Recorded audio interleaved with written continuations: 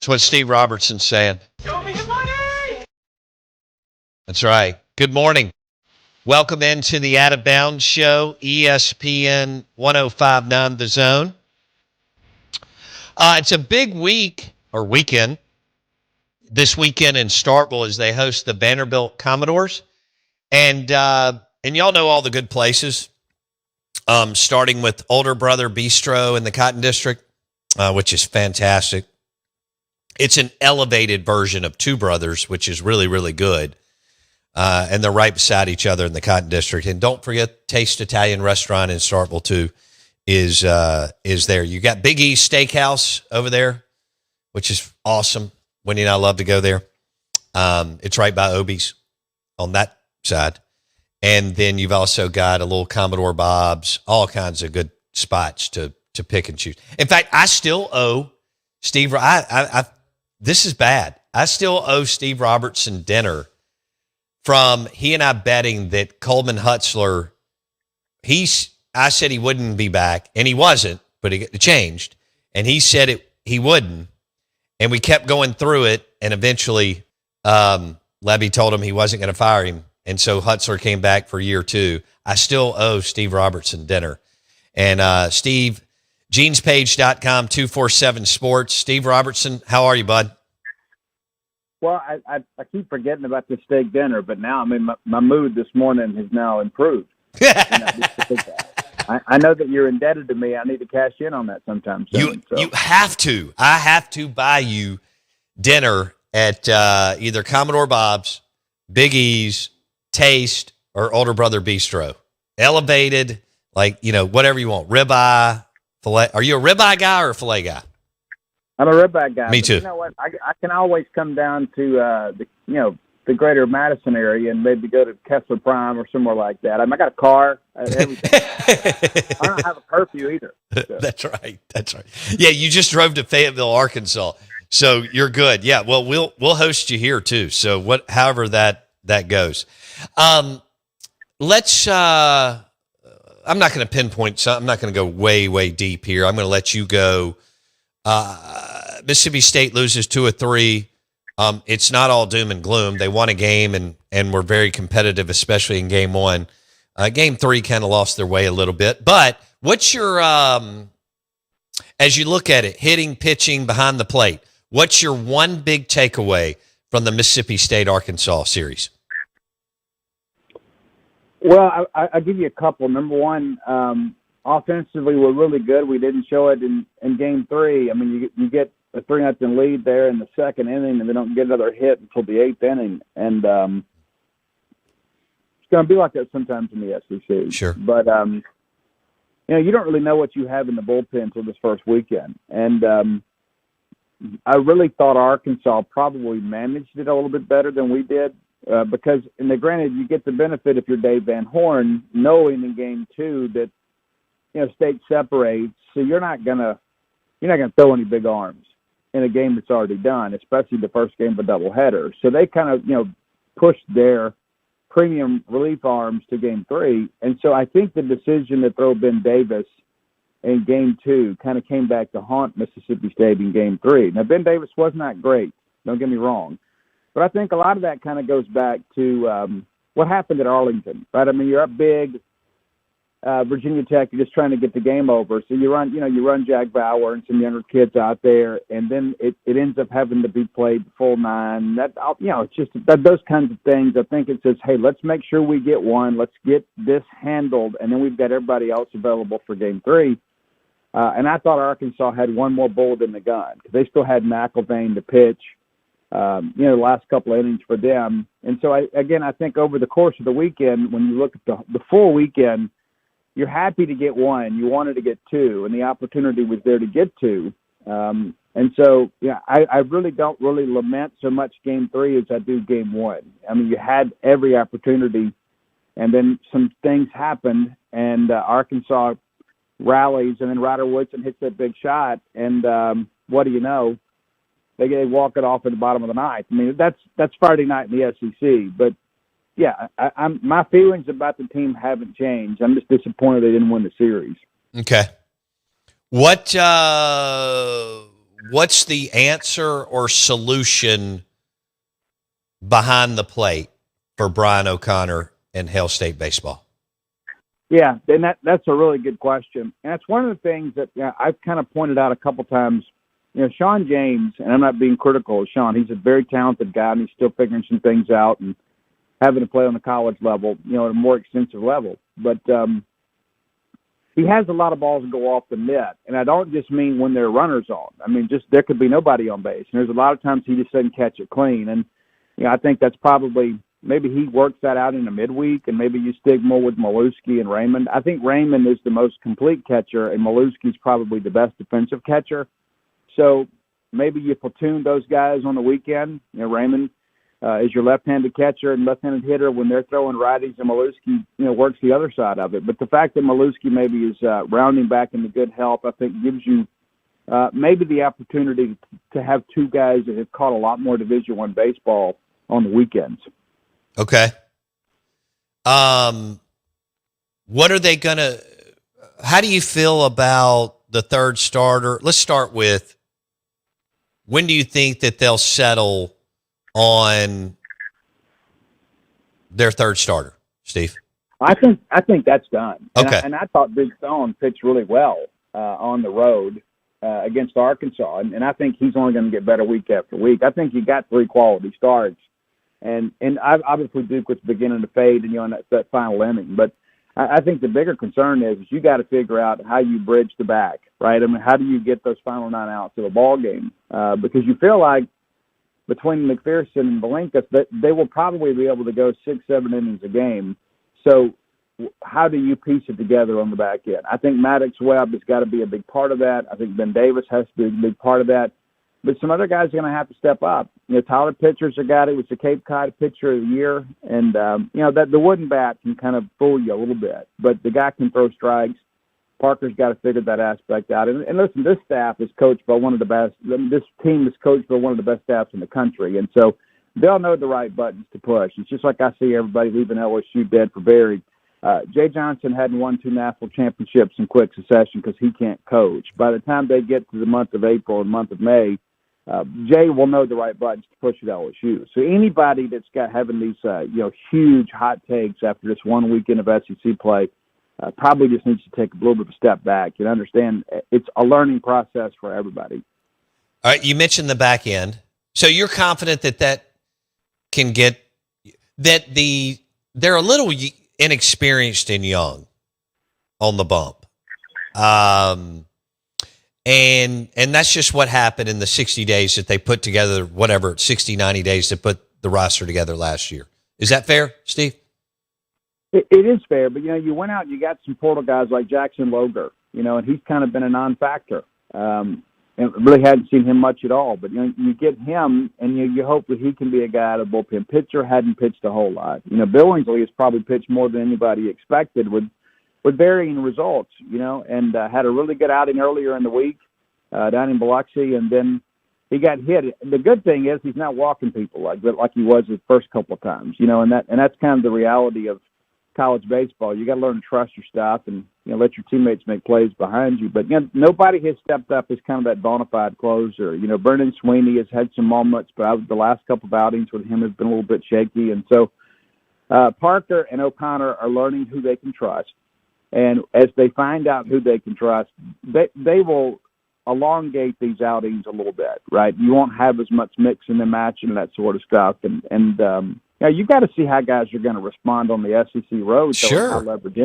I mean, and that's all part of it. But yeah, anybody that thinks that O'Connor and Parker are just asleep at the wheel and they don't see the same things they do from a concern standpoint, they're just kind of kidding themselves. But yeah, they'll get it worked out. It's a big week for Mississippi State. I mean, you got Jackson State tomorrow, and you got Vandy coming in. Should be some great crowds here. And, obviously 3 very important ball games against a Vandy team that ended up taking 2 out of 3 from LSU. Yeah, anybody who's calling out Oak, and first of all, I know that I don't see what they see. So I'll start there. And but don't you love I think the commitment and the freak out is good, but I also, like you're talking about, there's 27 games left.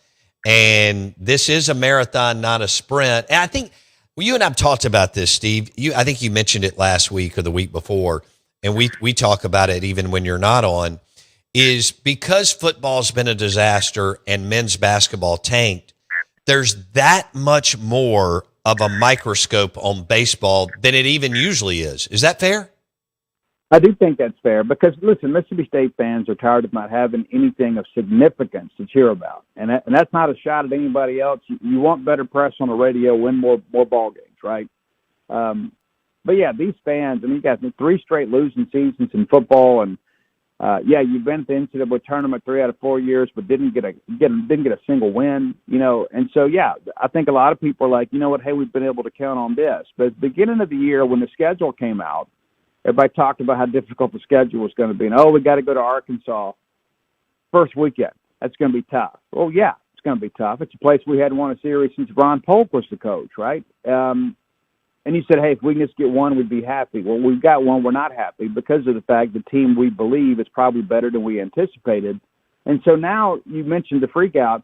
The freak out is basically this evidence of expectations, right? I mean, it's not a situation where we're just happy to field the team and be part of the SEC. You know, we are a team that we believe we can go compete in Omaha and compete for things of significance. And these series under a microscope, you think, man, it's big for us because we're trying to be a top 8 national seed. When you have the opportunity to put an SEC win under your belt, you got to get that thing done because, yeah, there are 27 more of these, but you don't know how many chances you're going to have to win a road series. Right. And so I think it's warranted. Absolutely. I think it's because of their care for Mississippi State baseball. It's not just because of the fact that, you know, people are just malcontents. There's some of those out there, but, you know, people want great things to happen for Mississippi State, and that's where that's centered in. Yeah, I wish there was more of that in football.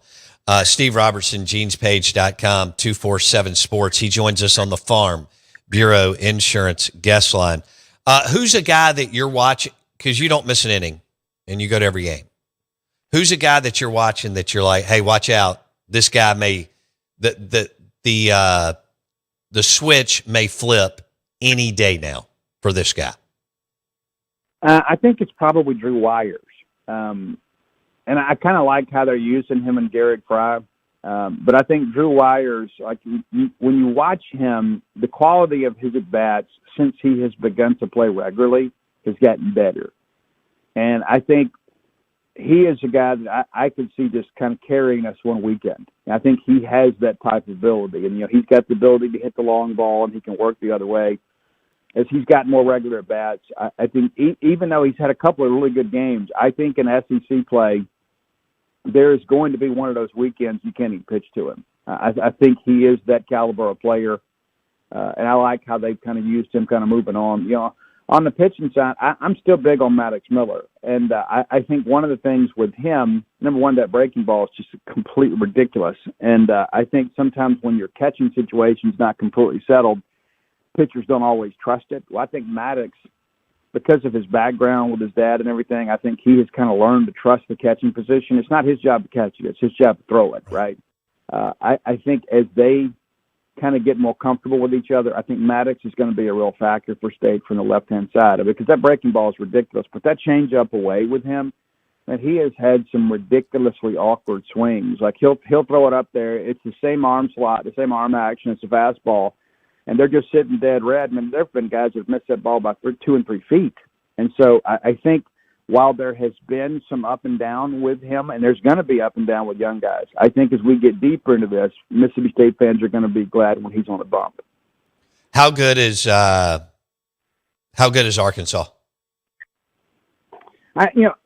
Pitching wise, they may have the best rotation in the league, especially when you factor in couple of their big bullpen arms. They've done a good job putting that pitching staff together, and everybody kind of knew coming in that pitching was going to be their strength.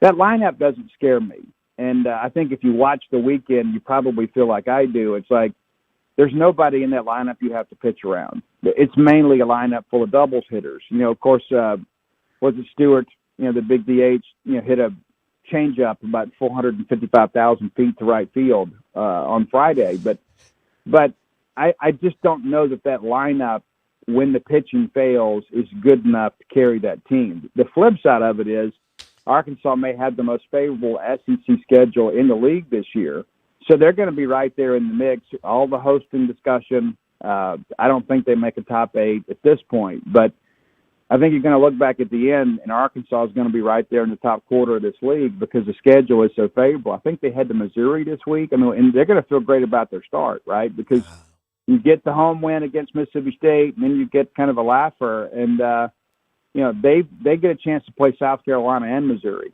Then they avoid Texas A&M, LSU. Which they probably want to play LSU right now, but. Right. I think the schedule is so favorable, they're going to be right there in the thick of it. I don't think Arkansas is good enough to really make a bunch of noise in Omaha. Okay. Wow. Dang. Arkansas Steve on our text line is not going to be happy with Steve Robertson. 2 different Steves. He joins us on 105.9 The Zone, ESPN. Enjoy amazing dining experiences in Starkville, Mississippi. 2 brothers, older brother bistro, Taste Italian Kitchen, Big E's Steakhouse, Commodore Bob's. It's going to be a fun. And by the way, the weather, Steve mentioned it. The weather, I know it's cold and crazy right now, what happened the last 12 to 24 hours, but the weather this weekend in Starkville is incredible. I mean, 81 on Friday, 84 on Saturday, and 87 on Sunday. They'll be cooking and partying, foul pole to foul. As Steve said, I think they're going to break another record this weekend. And just kind of continue to stack. Maybe not the overall number 1 record, but just a huge crowd throughout the weekend. Okay, people are still asking about the catcher position. You're talking. There's no question this team can be a host of one of the 16. Will they be a national seed? We'll see. That's extremely difficult. How? Give me a timeline on when they got to figure this thing out at catcher so that these pass balls and so on don't compound to where you knock yourself out of a national seed or even possibly knock yourself out of one of the 16 host seeds, Steve. Well, I mean, if you go back and think like last year, like everybody expected Ross Highfield to be the guy, right? And love Ross, love that whole family, and, it just didn't work out. But it took a few weeks to kind of figure that out. You want to give guys every chance to make it. And I think Maluski getting, having that hitch in his back, after weekend 1 has kind of slowed some things down. But you know what? That gave Raymond and Sean James plenty of time. So you kind of figure this thing out and say, okay, well, this is where this guy fits. But, yeah, I think that's a big concern, but I don't think it's the biggest concern. And back to Arkansas Steve for a second, I think Arkansas Steve, if he's objective, will probably agree with me. And if he doesn't, he can get glad in the same pair of pants that he gets mad in. All right. Steve Robertson on the Out of Bounds Show. There we go. All right. Vandy, you think that they're good, but as you and I were talking yesterday, you're not sold that they're like super awesome by any stretch just because they beat LSU because of the way LSU is playing right now. Is that right?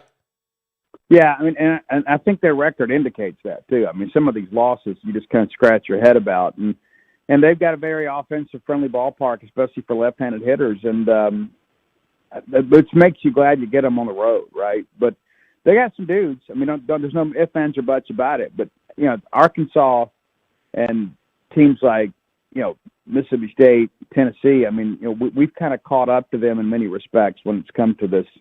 Recruiting piece because, and I had a discussion with somebody yesterday. We were talking about this Vandy thing, and of course, they hadn't won a regional since NIL was instituted. Mississippi State hadn't either, but Vandy, of course, was a team that probably set the standard for need-based aid in college baseball. And basically, the way it worked is like parents would feel like, and we're even talking, high-income baseball families would say, well, Vandy just clearly wants us more because they're providing more aid.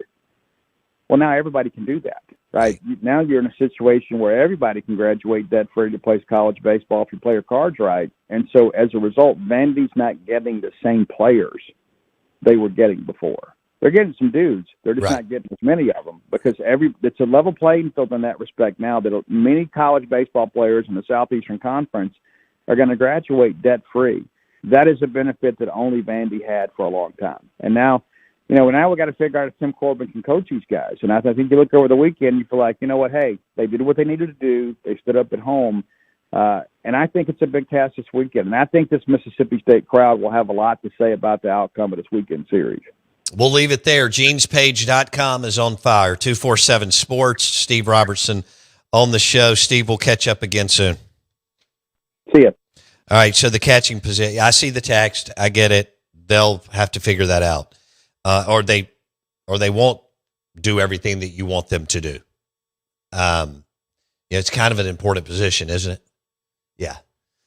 Outside of the bump, the most important position on the field. So, is that fair?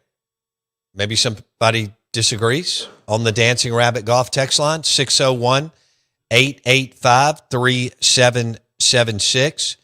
And Mississippi State will host Vanderbilt this weekend. Weather, now, y'all are texting me that it's snowing at the reservoir and snowing in Philadelphia, Mississippi. But this weekend, it's going to be 81, 84, and 87. It's wild, right? Just wait 5 minutes, and you'll be from one extreme to another. You can't make this stuff up. Absolutely crazy that we went with this little cold front and storms, and now we'll go back to what could be just what looks like a beautiful weekend for baseball all over the SEC, which will be a ton of fun. Back to March Madness. I've got to pick. I mean, y'all know I want St. John's to do well. The draw's not ideal at all. And we talked about that East region. Have y'all looked at this? For those of you that are going to cook out, get crawfish, fill out a bracket, you may not have even followed college basketball since November 1st, which is fine. That's okay. There is no, I have to do this to get involved now. But now it's going to be on every TV, every bar and restaurant you go into for the next several weeks. Right? And people are going to be talking about it at your office and so on. So some of you are just going to get in, you're going to, and that's fun. You don't have to be an expert. We'll let Jay Billis be the expert and John Fanta and so on. But you can have fun with it. We want you to jump into our bracket challenge on ESPN.com because the grand prizes for the champion are going to be amazing. On ESPN.com, our bracket challenge name is OOB High Rollers. OOB High Rollers. In the East region alone in this tournament, Duke, UConn, Michigan State, Kansas, St. John's. That's in one region. Duke, UConn, Michigan State, Kansas, St. John's. Just in the East region. I'm not loving that for Rick Pitino and St. John's. Hour number 3 coming up of the Out of Bounds Show. ESPN 105.9 The Zone.